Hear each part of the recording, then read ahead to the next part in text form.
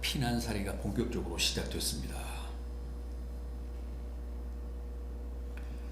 사울 왕이 자기를 미워하고 증오하고 죽이려 한다는 사실이 사울 왕의 아들인 요나단을 통해 확인이 됐기 때문입니다.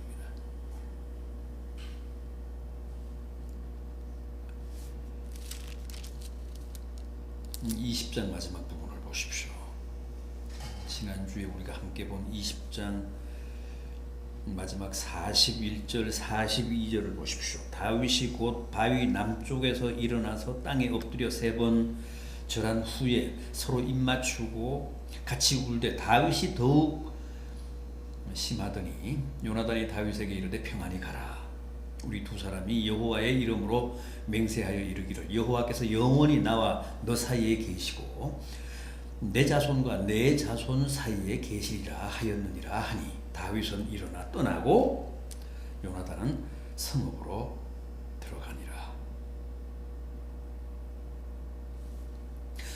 이렇게 해서 피난길에 나선 다윗은 우선 노비라는 곳으로 갑니다.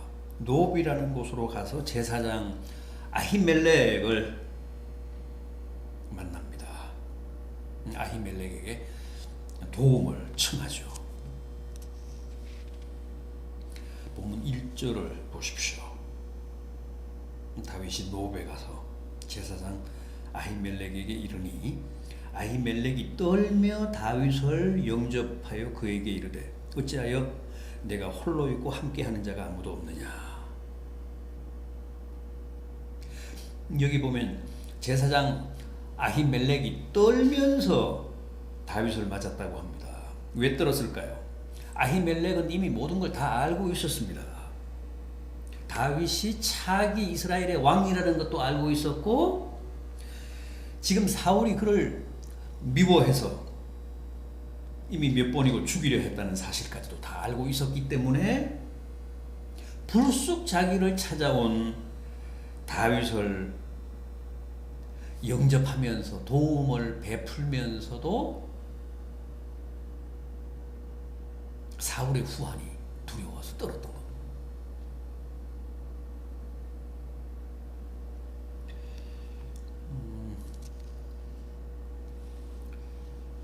아닌 게 아니라 오늘 우리는 21장을 보고 있는데 22장을 보면 사단이 일어납니다. 이 일로 노베 제사장 아히멜렉에게 무서운 재앙이 닥치잖아요.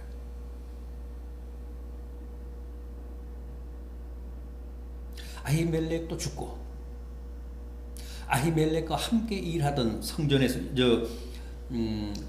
백성들의 제사를 돕던 다른 제사장들도 다 죽임을 당합니다. 그들의 가족까지도 젖먹이까지도 다 살해를 당합니다. 심지어는 소, 나귀, 양들까지도 다 몰살을 당합니다. 사람이 도합 85명이 죽었다고 했습니다.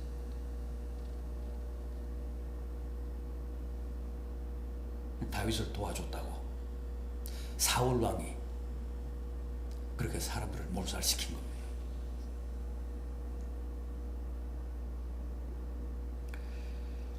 노베에서 잠시 숨어 지내던 다윗이 도저히 거기에 더 있을 수 없다는 위협을 느끼면서 어디로 갑니까? 적지로 갑니다. 블레셋 땅으로 갑니다. 블레셋 땅인 가드로 갑니다. 가드가 어떤 곳입니까? 이 사무엘상 17장 23절을 보면 이런 말씀 나옵니다. 이 사무엘상 17장 23절입니다. 그들과 함께 말할 때에 마침 블레셋 사람의 싸움 도두는 가드 사람 골리앗이라 하는 자가 그 전열에서 나와서 전과 같이 말을 하며 다윗이 들으니라.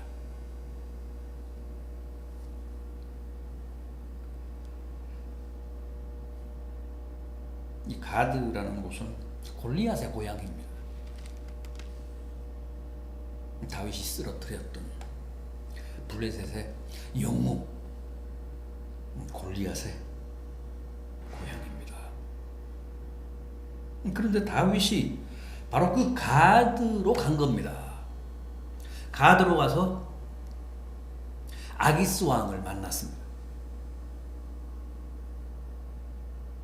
가드는 블레셋의 5도시 가운데 하나입니다. 그렇다면 다윗이 왜 블레셋의 가드로 갔을까요? 하필이면 그 원수의 나라로 갔을까요? 아마 당시 다윗은 그렇게 생각했던 것 같습니다. 이스라엘 땅은 어디를 가나 그건 사울의 땅이니까, 사울의 영향력이 미치는 곳이니까,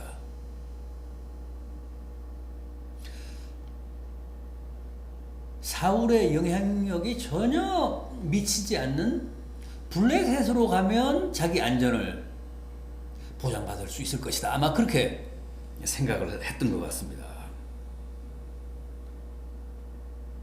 그러나 가드 사람들은 다윗을 환영하지 않았습니다. 귀순자라며 무슨 탈북자라며 반기고 환영하지 않았습니다. 오히려 아기스 왕에게 그 신하들이 뭐라고 했습니까? 11절을 보십시오. 오늘 본문 11절을 보십시오. 아기스의 신하들이 아기스에게 말하되 이는 그 땅의 왕 다윗이 아니니까 우리가 춤추며 이 사람의 일을 노래하여 이르되 사울이 죽인 자는 천천히요 다윗은 만만히로다 하지 아니하였나이까 한지라. 아기스의 신하들은 다윗을 잘 알고 있었습니다. 그래서 다윗을 전혀 환영하지 않았습니다. 오히려 아기스 왕에게 다윗을 고발합니다. 이스라엘 사람들이 사울이 죽인 자는 천천히요 다윗이 죽인 자는 만만이다라며 노래하고 있습니다.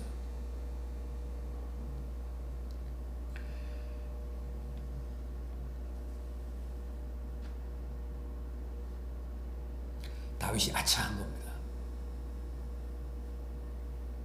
내가 잘못 생각하고 이 적지에 뛰어들었구나. 자칫하다는 여기서 죽겠구나. 그래서 어떻게 합니까? 13절을 보십시오. 그들 앞에서 그의 행동을 변하여 미친 체하고 대문짝에 그적거리며 침을 수염에 흘리며 미친 척하며 탈출을 기도한 겁니다.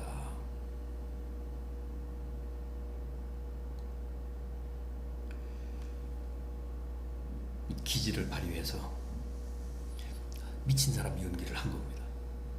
그런데 극적으로 그게 통했습니다. 14절 15절을 보십시오. 아기스가 그의 신하들에게 이르되 너희도 보거니와 이 사람이 미치광이로다. 어찌하여 그를 내게로 데려왔느냐? 내게 미치광이가 부족하여서 너희가 이 자를 데려다가 내 앞에서 미친 짓을 하게 하느냐? 이 자가 어찌 내 집에 들어오겠느냐? 그러면서 결국은 추방을 당합니다. 이렇게 해서 피난을 갔던 블레셋 땅 가드에서 쫓겨나 이스라엘 땅으로 되돌아옵니다. 이때 다윗의 심경이 어땠을까요? 얼마나 비참하고 회의스럽고 하나님이 원망스러웠을까요? 그렇지 않습니까? 살기 위해서 살려고 자기 나름대로는 신의 한 수라고 생각을 하고 이스라엘 땅을 벗어나서 사울의 영향력이 미치지 못하는 적국인 블레셋 땅으로 들어갔는데 거기서도 안전은커녕 죽을 수도 있었기 때문에 미친 사람 연기를 해서 겨우 살아나왔습니다.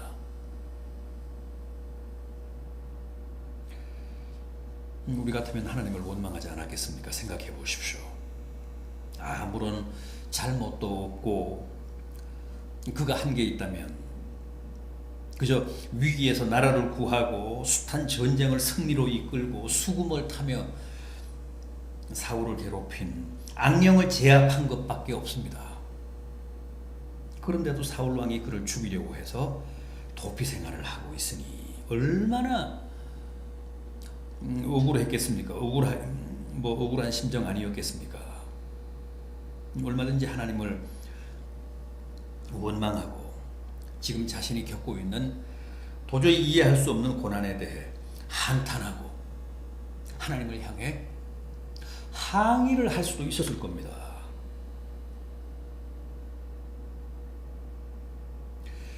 그럼에도 다윗이 어떻게 했습니까? 이때 다윗의 마음, 다윗의 심경이 가장 잘 묘사된 곳이 시편 34편입니다. 시편 34편으로 한번 가보겠습니다.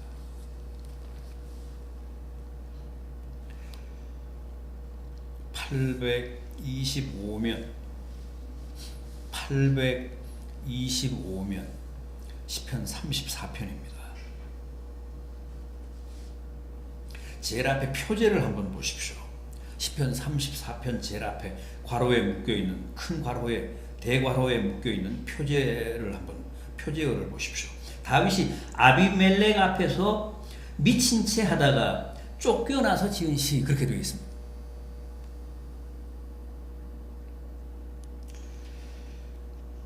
여기는 아기스가 아니라 아비멜렉이라고 되어 있죠.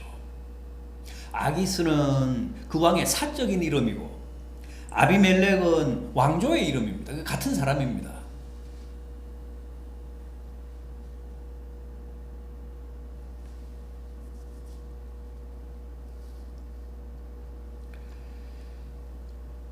블레셋의 아비멜렉 왕, 아기스 왕 앞에서 미친 척 하다가 쫓겨나서 지은 시라고 되어 있습니다. 그런데 그때 그 심정이 어땠는지 한번 보겠습니다. 우리가 생각한 것과는 달리 그는 비참해하거나 무슨 회의스러워하거나 하나님을 원망하기는커녕 오히려 감사했습니다. 놀랍게도 이 시편 34편에는 하나님에 대한 섭섭한 감정이 없습니다. 자신의 답답한 현실에 대한 탄식 같은 게 전혀 없습니다. 오히려 하나님에 대한 찬양, 감사로 가득 차 있습니다. 그러면서 두 가지 중요한 사실을 고백하는데, 우선 자기는 그 고난을 통해서 비로소 하나님의 선하심을 깊이 체험했다고 합니다. 34편 8절을 보십시오. 34편 8절. 너희는 여호와의 선하심을 맛보아 알지어다. 그에게 피하는 자는 복이 있도다. 이게 무슨 뜻입니까? 자기는 사울 왕을 피해서 먼 지방으로 가고 또 적국인 블레셋 땅으로 들어가면 자기의 신변이 안전할 줄 알았습니다. 자기 신변의 안전을 보장받을 줄 알았습니다. 그러나 자기가 기발하다고 생각하고 가장 안전하다고 생각을 해서 모험했던 그곳에서 도리어 죽을 뻔했습니다.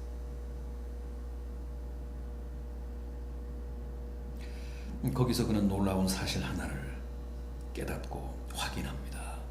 이 세상에는 그 어떤 곳도 결코 안전하지 않다는 겁니다.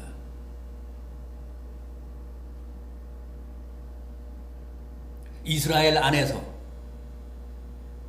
사울 왕으로부터 멀리 달아나도 안전하지 않고 아예 이스라엘을 떠나 적국인 블레셋으로 가도 자기 생명의 안전을 보장받을 수 없다는 겁니다. 그러면서 우리가 피할 안전한 곳은 오직 한 곳, 하나님 품뿐이라고 합니다.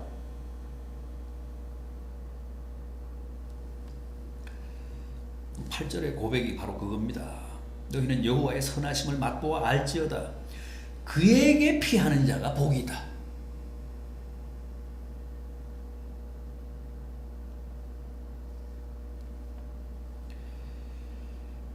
10절도 보십시오.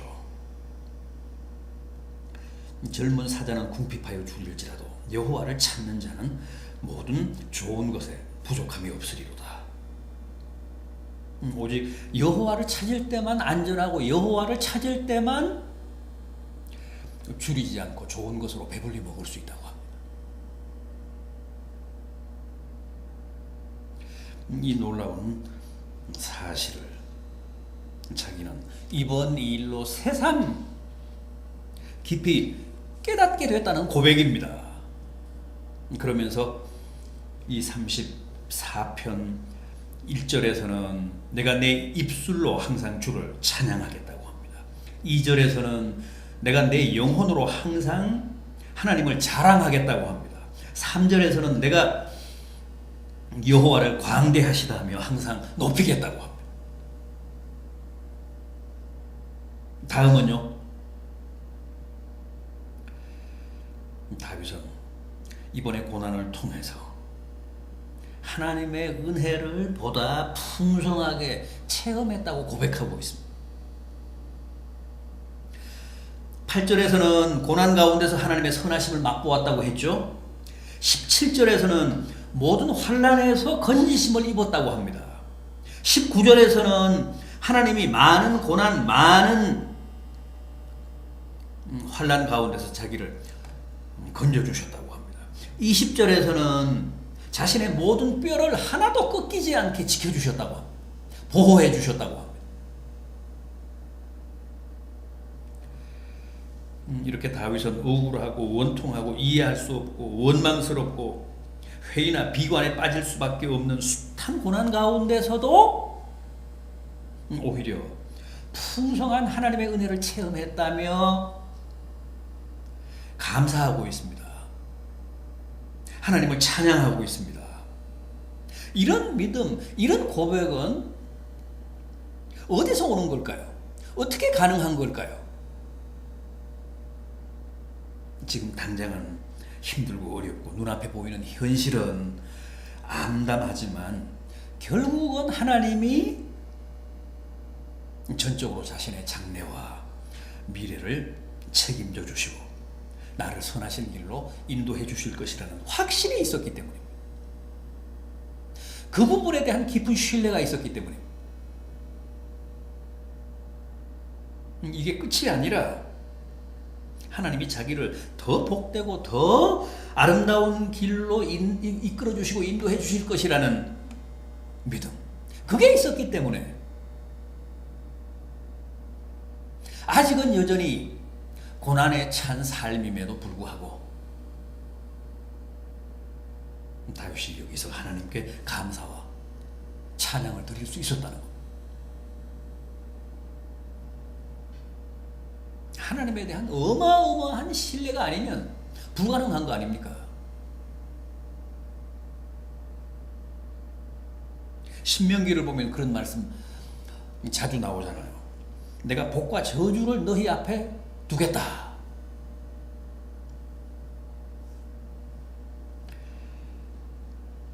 우리 앞에는 항상 복과 저주가 놓였습니다. 우리가 어떻게 하느냐에 따라 우리가 지금 내게 닥친 현실과 고난과 시련과 시험에 어떻게 대처하느냐에 따라 어떻게 그 앞에서 내가 결단하느냐에 따라 그 고난과 시련이 큰 복이 될 수도 있고 혹독하고 가혹한 저주가 될 수도 있다는 뜻입니다.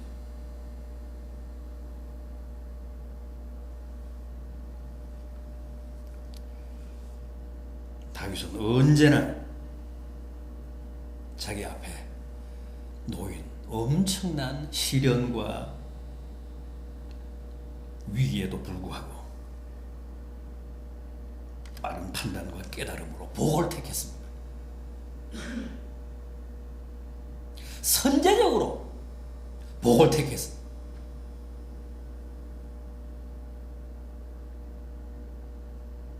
그는 억울한 시련조차도 결국은 자기에게 큰 축복이 되게 했습니다.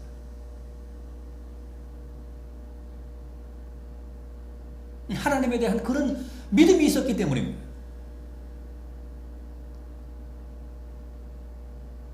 그래서 선제적인 믿음으로 여전히 시련 가운데 있으면서도 하나님을 찬양하고 하나님의 이름을 높이고 하나님의 은혜에 감사함으로 그 모든 게 저주가 아니라 축복이 되게 한 겁니다.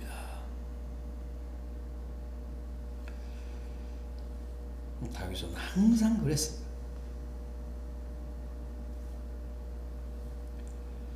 부디 다윗의 이런 믿음, 이런 감사와 이런 하나님 찬양과 결단이 오늘 우리들에게도 큰 깨달음과 축복이 되기를 진심으로 기원합니다. 기도하시겠습니다. 주님